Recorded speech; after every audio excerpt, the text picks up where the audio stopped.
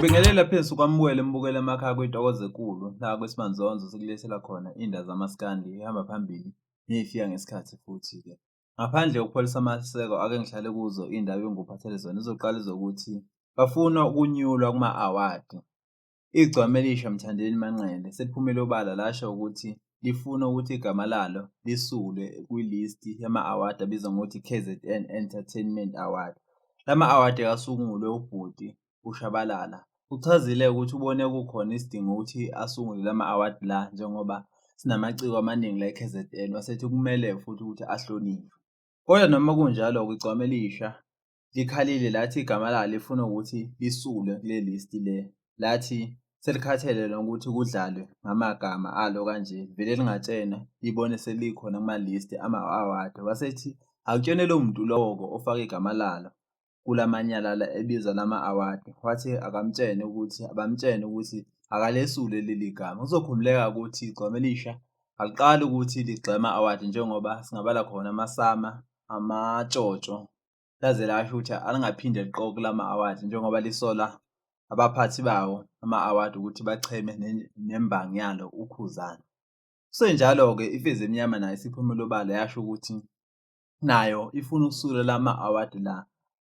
Yathi labantu laba bageyina ngabo ekubeni bona njengamaciko bengageyini futhi njengoba hlale zivota ngo-150 ugeyina labantu laba bama-awadi bona bengatholi lutho bona banikwa nje lamabhodlela sebenikiwe. Kuzokhululeka ukuthi ifeza emnyama futhi eminyakeni endlule yake yaveza-ke iphihliza iy'ndondo ey'thola kumatshotsho wasethi lento lena nje sokudlala ngabo abanikwa mali. Yaveza-ke ividiyo iyishaya isemzini wayo eyishaya ibulala iy'ndondo. Ngabe kuthini ukuphola kwakho? Ngabe ihle lento le eyenziwe igcwane elisha nefeza emnyama ukuthi befune amagama abo enyulwe kulama-awadi la? Ngabe itehle? Abanye kuthini ukuphola kwakho njengoba abanye bethi labantu laba basaba i-challenge noma i-competition njengoba beqhathwe nabantu abafana noTencane oseshile osephumele obala wathi uyawaseka lama-awadi nokhuzana ongakaphawuli. Kuthini ukuphola kwakho? Talent in KZN. There are different types of entertainers. We want to acknowledge them. Amaciko athi kuyinjabulo engenasilinganiso enhlizweni yawo ukuhlonishwa ekhaya. Sineminyaka excel as amaciko, so to be finally recognized kwenziwa something for ekhaya sazi ukuthi before siyaphesheya so kunama-awards nginali awards award engalwina ekhaya. Sijabulile kakhulu ngalolu hlelo lolu oluzophakamisa iKZN oluzogqugquzela likhuthaze futhi nabanye abafowethu nodadewethu abaku-entertainment industry. I think it's a great initiative.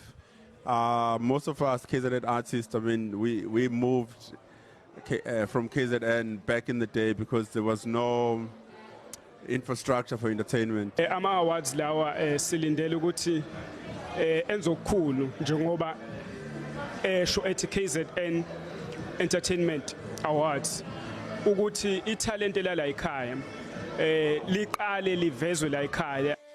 Lo mcimbi uzobanjwa mhla zi-15 kuZibandlela nonyaka. Sengihlala kuzo ezinye indaba ezesibili ezokuthi uNjogo ucacisa ngengoduso yakhe emva kokuthi kube khona izolo zokuthi ingoduso kaNjogo ithathe imithwalo yabo yachitha emva kokuthi uNjogo enze i-CD cover noma i-CD promo lapha khona eveza khona enomuntu ohlubuliwe wesifazane. Amanye amaphepha-ke asola uNjogo ngokuthi uhanjelwe ile ngoduso yakhe emva kokuthi ibone le video le. Kodwa kuNjogo uyacacisa-ke le mbiko le uthi le ingamanga wasethi yena nengoduso yakhe usebenze yonke into walobola wathi akakoneti ngisho isihlanu lesi. Wasethi bazana ngo-2009 futhi sebeney'ngane ey'balelwa kwey'mbili. Wasethi yonke lento esuke yenzeka noma esuke esizwa ephathelene nengoduso yakhe sokuyinto enamanga njengoba ingoduso yakhe iyali-understand-a ibhizinisi akalona ukuthi kumele ehlale ekhulunywa ngaye ukuze izohlala e-relevant. Yizona-ke indaba engikuphathele zona. Nasi ividiyo engikubathele yona. Uma wathanda amavidiyo ungavakashela i-YouTube channel ibizwa ukuthi Isidla Unyawo 3.0 uzafica ngamavidiyo kanje. Bese manzonzo-ke izona bengikuphathele zona namhlanje sisohlangana futhi ngokuzayo. Siyabonga.